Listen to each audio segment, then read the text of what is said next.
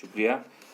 तो मैं आपको ये बताना चाहता हूँ कि आपने सवाल सही पूछा मुझसे कि आप लोगों ने क्या किया। एक साल होने को है, लेकिन जब ये इलेक्शन यहाँ हमारे रियासत ने यहाँ इलेक्शन डीडीसीज के यहाँ पहली बार हुए, जब उन्होंने यहाँ कंसेप्ट लाया डीडीसी का, तो उन्होंने जब ये बताया कि 3 टियर पंचायत को हम कितना मतलब ये करेंगे, लेकिन उसके बावजूद जब हम आज 8 महीने से हमें देख रहे हैं कि ये सिर्फ हिंदुस्तान के यहाँ हमारे वज़ीर आज़म है जनाब नरेंद्र मोदी जी, ये सिर्फ उसके खोखले दावे थे और कुछ नहीं है। हमें सिर्फ यहाँ उसको क्या बोलते हैं, मैं क्या आपको बोलूँगा हमें क्या यहाँ रखा है। जब हमें कोई किसी काम के लिए एक डीसी श्रीनगर के पास या किसी ऑफिसर के पास जाना होता है, हमें वहाँ 2 घंटे दरवाजे पे वेट करना पड़ता है। हम थोड़ी हमें लोगों ने रिप्रेजेंट किया है, लोगों ने हमें वोट दिया, उनको हमसे बहुत सारे उम्मीदें थी, लेकिन आप ये खुद देखो कि ब्यूरोक्रेसी कैसा रोल हमारे साथ कर रही है कि वो हमें अंदर आने नहीं देते, इसीलिए कि वो अपना रोल बनाना चाहती है। मैं आपके माध्यम से एलजी साहब को, पीएम साहब को कहना चाहता हूँ, अगर आपको ये चीज़ें करनी थी तो आपने इलेक्शन क्यों करवाया। तो कैसे साहब, और एक चीज अगर जहां तक आपने कहा कि इलेक्शंस, तो क्या आप इस चीज को लेकर मानते हैं कि जिस चीज के लिए इलेक्शंस हुए थे वो अभी तक ग्राउंड जीरो पे वैसा कुछ भी नहीं नजर आ रहा है? खाली मैग्डमाइजेशन जो हुई है वो भी कहीं पे आरएनबी तो कहीं पे एसएमसी के थ्रू हुई है। देखो इमरान भाई, मैग्डमाइजेशन तो ये तो चलता रहता है। मैग्डमाइजेशन सिलसिला आपने देखा होगा कभी बंद नहीं हुआ है। लेकिन जब हम रिप्रेजेंट इलेक्शन जीत के आए, हमने लोगों को बताया हाजी ये कोचा हम ठीक करेंगे, ये गली हम ठीक करेंगे, ये नाला हम ठीक करेंगे, लेकिन जब हमें पैसे वागुजार हुए ही नहीं, जब हमारी बात कोई सुनता ही नहीं, जब हम डीडीसी है ही नहीं, तो हम कौन सी डेवलपमेंट करेंगे। यहाँ सब ये खोखले दावे है। जब तक ये यहाँ की ये जो हमारी हिंदुस्तान की सरकार है, जो हमारे प्राइम मिनिस्टर साहब बड़े बड़े दावे कर रहे थे इस बात को लेके कि यहाँ नया कश्मीर होगा, नया विकास होगा, लेकिन अब मुझे ये कहीं नजर नहीं आ रहा है। सर, जब ये इंतखाबात हुए तो दावे किए जा रहे थे कि ग्राउंड लेवल पर डेमोक्रेसी जो है उसको मजबूत किया जाएगा। अब इंतखाब भी हो चुके हैं, डीडीसी मेंबर और चांसलर जो है वो भी मुंतखब होकर आ गए हैं, कहीं कुछ वक्फा भी बीत चुका है। आपने ग्राउंड लेवल पर क्या देखा, अपने तजुर्बात बताइए। मैं आपको बताऊंगा ग्राउंड लेवल पे सिर्फ खोखले वादे, झूठ, इसके सिवा कुछ नहीं। बताओगे आप क्यों? जैसे कि मैं आपको बताऊंगा, इलेक्शन हुए, कैंपेन आपने देखी होगी, दावे आपने देखे होंगे। यहाँ बाहर के यूनियन मिनिस्टर्स कैंपेन चलाने आए बीजेपी के, उन्होंने क्या क्या बताया कि 3 टियर पंचायत को हम कितना मतलब ये करेंगे, लेकिन ऐसा कुछ हुआ ही नहीं। इनको ये सिर्फ मैं आपको आपके माध्यम से अपने प्राइम मिनिस्टर साहब को, एलजी साहब को कहना चाहता हूँ कि उन्होंने सिर्फ ये एक एनालिसिस के लिए इलेक्शन लड़ा था।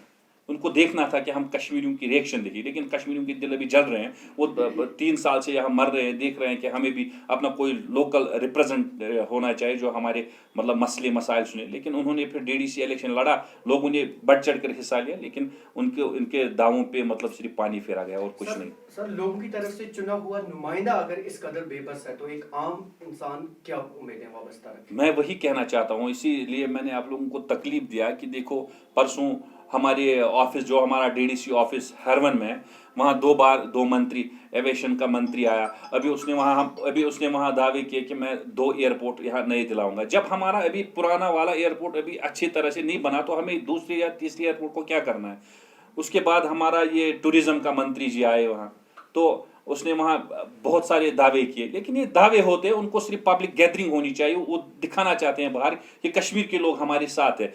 कश्मीर के लोग तब उनके साथ होते जब कश्मीर में कुछ हुआ होगा। आप देखिए कि बीजेपी की सरकार है अभी, हमारे प्राइम मिनिस्टर साहब वो कैसे कैसे बातें करते हैं, नए कश्मीर। आप देखो क्या नया कश्मीर है।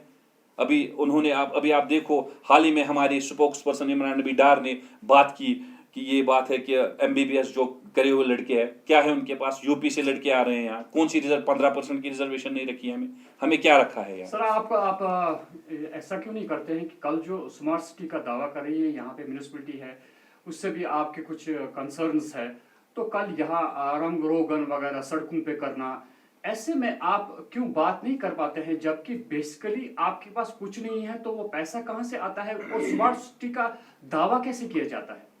देखो, स्मार्ट सिटी की मैं बात नहीं करूंगा क्योंकि वो मेरा डोमेन नहीं है, वो म्यूनसिपलिटी का डोमेन। लेकिन म्यूनसिपलिटी में बहुत सारा पैसा है। जैसे कि हमारा काउंसिल बनाया गया, डिस्ट्रिक्ट डेवलपमेंट काउंसिल बनाया गया, रूरल एरियाज के लिए बनाया गया। रूरल एरियाज में मतलब मैं आपको अभी तक बोलूँगा कि 9 महीने हो गए, 9 महीनों में एक पैसा भी नहीं आया। लोग तरस रहे हैं पानी के नलके के लिए। सर और एक चीज मैं आपसे जानना चाहूंगा, चलिए तो डीडीसी के हवाले से और एक इंपॉर्टेंट सवाल आपसे जानना चाहूंगा, being as the youth leader of National Conference, Jammu Kashmir National Conference, तो रिसेंटली अपनी पार्टी के प्रेसिडेंट अल्ताफ बुखारी का बयान सामने आया जिसमें जाके उन्होंने आपके लीडर को लेके या आपकी पार्टी को लेके या बाकी पार्टियों को लेके कहा, तो उस चीज को आप, उस बयान को आप किस नजर से देखेंगे? क्योंकि वहां उस बयान से लेके अभी तक अगर देखा जाए एक पॉलिटिकल कंट्रोवर्सी चल रही है।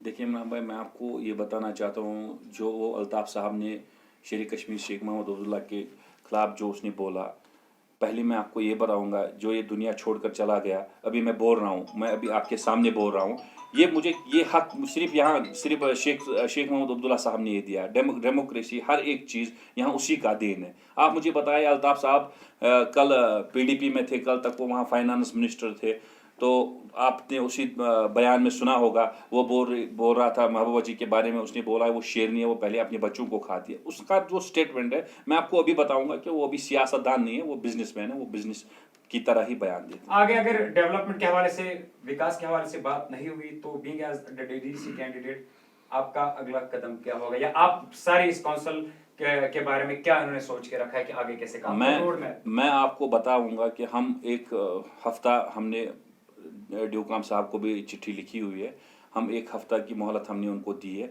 एक हफ्ते के बाद हम LG के पास भी रिज़ाइन डालेंगे और ड्यूका हमारा रिज़ाइन हो, क्योंकि हम लोगों को धोखा नहीं दे सकते, क्योंकि मैं खुद भी एक नौजवान हूँ। मैं क्या नौजवानों को धोखा दूँ? जो मेरे साथ इलेक्शन में चले, शाना बशाना उन्होंने मेरा साथ दिया, मैं उनका एक छोटा सा काम नहीं कर सकता, मैं किस चीज़ का दावा रख सकता? हम रिज़ाइन करेंगे और हम लोगों के लिए एज अ पॉलिटिकल, जैसे हम सोशल वर्कर काम करेंगे, जो मेरे से हो सके पर्सनली मैं वो करूँगा। सर आखिरी सवाल मैं पूछना चाहूँगा कि आप इस बात पे पहुँचे हैं कि अब आप इस्तीफा दे रहे हैं, जो इलेक्शन के हवाले से अब बातें की जा रही है, किस नज़रिए से आप देखते हैं? मैं आपके माध्यम से कहना चाहता हूँ, हम चाहते हैं कि इलेक्शन जितनी भी जल्दी हो, ये लोग उसी वक्त समझेंगे कि ये इसीलिए इलेक्शन नहीं करवा रहे हैं, इनको पता है कि यहाँ की ग्राउंड सिचुएशन क्या है, और जो इनका मतलब मोटिव है इलेक्शन को लेकर, वो ख्वाब उनका कभी पूरा नहीं होगा।